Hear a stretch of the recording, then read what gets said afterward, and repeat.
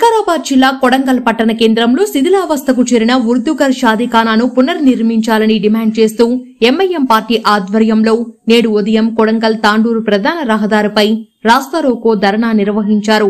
ఘటనా స్థలానికి చేరుకున్న సిఐ శ్రీధర్రెడ్డి సమస్యను కడ ప్రత్యేక అధికారి దృష్టికి తీసుకెళ్లాలని నచ్చచెప్పి ధర్నాను విరమింపజేశారు. ఈ సందర్భంగా ఎంఐఎం నాయకులు ర్యాలీగా వెళ్లి కొడంగల్ ఏరియా డెవలప్మెంట్ అథారిటీ కాడ ప్రత్యేక అధికారి వెంకటరెడ్డికి వినతి పత్రాన్ని అందజేశారు.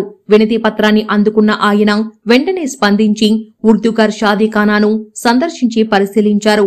సమస్యను ఉన్నతాధికారుల దృష్టికి తీసుకెళ్లి త్వరలో పనులు ప్రారంభించేలా చర్యలు తీసుకుంటానని హామీ ఇచ్చారు.